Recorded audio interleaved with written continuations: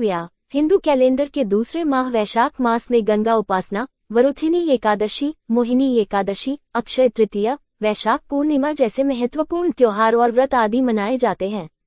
धार्मिक मान्यताओं के अनुसार इसी माह से त्रेतायुग का आरंभ हुआ था। इसी वजह से इसका धार्मिक महत्व बढ़ जाता है। आओ जानते हैं कि कौन से 4 महत्वपूर्ण कार्य इस माह में करने से मिलती है।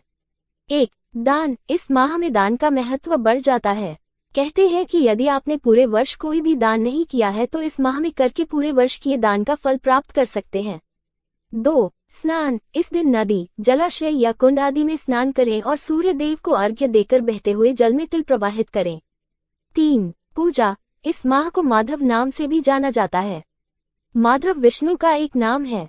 इस माह में विष्णु भगवान की पूजा का खासा महत्व है। वैशाख मास में भगवान विष्णु की पूजा का विधान है। इस दौरान भगवान विष्णु की तुलसी पत्र से माधव रूप की पूजा की जाती है। स्कंद पुराण के वैष्णव खंड अनुसार न माधव समो मासो न कृतेन युगल समम, न च वेद सम शास्त्रम न तीर्थ गंग्या समम। अर्थातः माधव मास यानी वैशाख मास के समान कोई मास नहीं है, सतयुग के समान कोई युग नहीं है, वेदों के समान कोई शास्त्र नहीं है और गंगा जी के समान कोई तीर्थ नहीं है।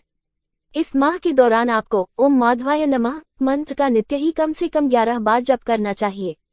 साथ ही भगवान विष्णु के केशव, हरि, गोविंद, त्रिविक्रम, पद्मानाभ, मधुसूदन, अच्युत और ऋषिकेश नाम का भी ध्यान करें।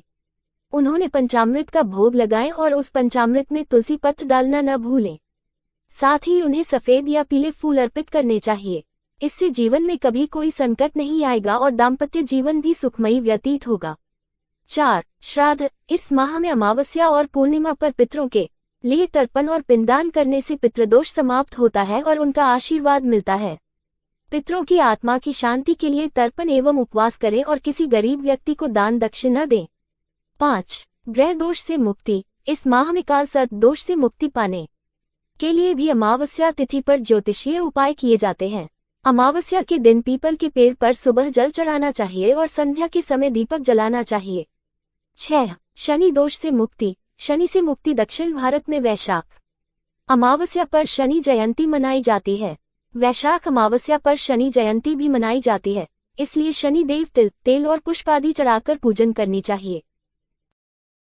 वर्जित कार्य। 1. वैशाख माह में भूमि पर ही शयन करना चाहिए और एक समय ही भोजन करना चाहिए।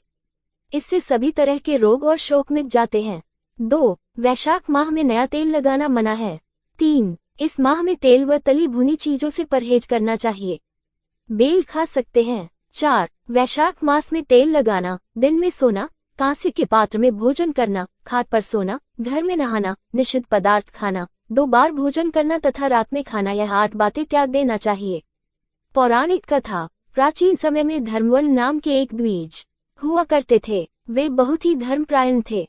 एक बार उन्होंने किसी महात्मा के मुख से सुना कि कलियुग में भगवान विष्णु के नाम स्मरण से ज्यादा पुण्य किसी भी कार्य में नहीं है।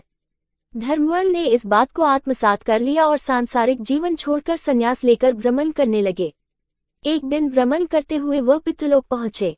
वहां धर्मवल ने देखा कि उनके पितर बहुत कष्ट में हैं। पितरों ने उन्हें बताया कि उनकी ऐसी हालत तुम्हारे संन्यास के कारण हुई है, क्योंकि अब उनके लिए पिंडदान करने वाला कोई शेष नहीं है।